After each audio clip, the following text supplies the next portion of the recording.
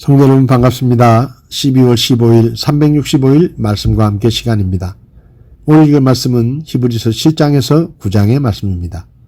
7장에서 멜기세덱에 대해 구체적으로 설명한 것은 아론 계통의 제사장보다 우월하신 그리스도의 제사장직을 강조하기 위해서입니다.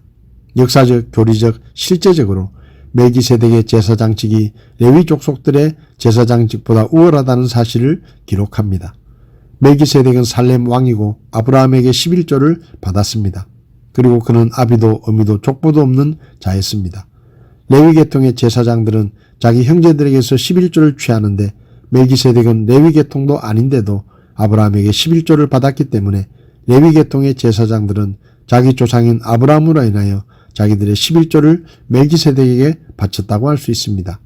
아론의 반차를 쫓는 제사장 직제가 온전치 못하였기 때문에 멜기세덱의 반차를 쫓는 제사장을 세웠는데 그분이 바로 예수 그리스도라고 히브리서 기자는 말하고 있습니다. 8장은 새 언약의 대제사장이신 예수 그리스도에 관해 논증하는 장으로 모세를 통하여 이스라엘 백성에게 주어졌던 옛 언약이 어떻게 해서 예수 그리스도로 인해 새 언약으로 변경되었는가에 대해 설명합니다. 새 언약을 소개함으로 옛 언약의 나약함과 땅 위의 제사장의 직분이 십자가로 피하여진 것을 입증하는데 그리스도는 땅에서 제사장이 될 수 없는 분이신데 땅의 제사는 불완전한 제사이기 때문입니다. 그리스도는 땅의 임시적 성소가 아닌 하늘의 참 성소에 계시면서 제사장이 되신 분입니다. 첫 언약이 흠이 없었다면 둘째 언약을 요구할 필요가 없었을 것인데 하나님께서는 예레미야 대언자를 통하여 새 언약을 제시하셨습니다. 이 새 언약은 옛 언약을 폐기시켰고 그리스도는 바로 이 새 언약 아래서 섬기는 분이십니다. 구약의 대제사장은 옛 언약 아래에서 여러 가지 불완전함을 가지고 있었습니다. 그들의 사역은 그리스도의 구속 제사의 모형이었지만 그리스도의 제사는 새 언약에 근거한 것으로 그 자체가 하나의 완전한 희생이었습니다. 9장에서 히브리서 기자는 옛 언약 아래에 있던 성소와 불완전한 희생과 예수 그리스도의 영원한 속죄와 그분의 죽음의 필요성 그리고 그의 완전한 희생에 대하여 설명합니다. 옛 언약의 제사는 반복되었지만 새 언약의 제사는 하늘 성소에서 예수님의 피로 단번에 드려졌기 때문에 반복됨이 없습니다. 그리스도는 자신의 죽음을 통하여 새 언약의 중보자가 되셨습니다. 영원한 대제사장의 죽음은 역설적으로 보이는데 히브리서 기자는 이것을 합법적인 유언으로 설명합니다. 이 유언은 유언자의 죽음으로만 유효하게 되고 그리스도의 희생의 무시간성과 죄를 없애주는 효과를 강조하기 위하여 그 독특성을 다시 한번 반복하여 설명합니다. 오늘 제 마음에 와닿은 말씀은 히브리서 9장 27절에서 28절의 말씀입니다. 한 번 죽는 것은 사람들에게 정해진 것이요 이것 뒤에는 심판이 있나니 이와 같이 그리스도께서도 많은 사람들의 죄들을 담당하시려고 단 한 번 드려지셨으며 또 자신을 기다리는 자들에게 죄와 상관없이 두 번째 나타나사 구원에 이르게 하시리라. 한때 세계를 정복했던 알렉산더 대왕의 아버지 필립 2세는 한 하인을 시켜 아침마다 자신에게 대왕이시여 당신은 죽어야만 한다는 사실을 잊지 마십시오 라고 인사를 건네게 했다고 합니다. 죽음이라는 단어는 우리를 매우 불편하게 만드는 단어이기에 입에 올리기를 부담스러워하고 마음에 떠올리는 것도 불편하게 여깁니다. 그러나 우리가 죽음이라는 말을 피한다고 해서 죽음을 피할 수 있는 것은 아닙니다.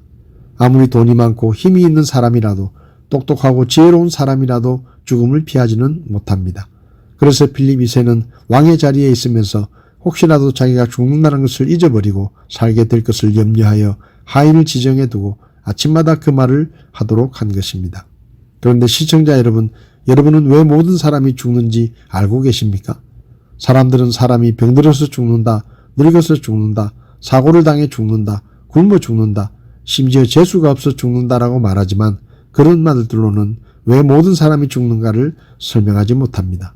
그런데 성경은 사람이 죽는 것은 하나님께서 그렇게 정하셨기 때문이라고 말씀합니다. 죽음은 하나님이 정하신 것이기에 사람은 세계 최강대국의 대통령들이나 왕들이나 천문학적인 재산을 가진 세계적인 부자들이나 막강한 군대를 거느린 장군들, 명의라고 불리는 의사들이나 첨단 과학자들도 죽음을 피하지 못하고 죽어간 것입니다. 시청자 여러분, 여러분은 죽음이 아주 멀리 있다고 생각할지 모르지만 죽음은 아무런 예고 없이 갑자기 찾아온다는 것을 기억하며 사시기를 바랍니다. 그런데 이 구절은 우리에게 더 중요한 사실을 가르쳐 줍니다. 그것은 사람이 죽은 뒤에는 누구나 예외 없이 각자가 살아온 모든 삶에 대하여 하나님의 평가를 받는 심판이 예정되어 있다는 사실입니다. 하나님의 심판은 사람의 영원한 운명을 결정짓는 마지막 심판입니다.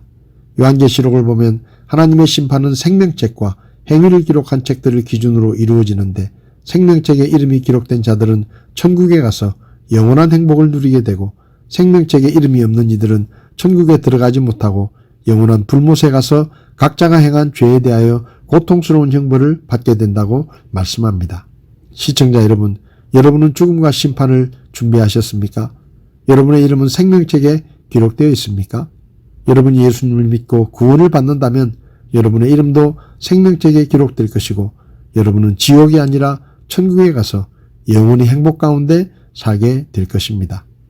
오늘 예수님을 믿어 하나님의 자녀가 되고 생명책에 이름이 기록되는 놀라운 축복을 받게 되시기를 바랍니다. 12월 15일 365일 말씀과 함께 오늘도 함께 해주셔서 감사합니다.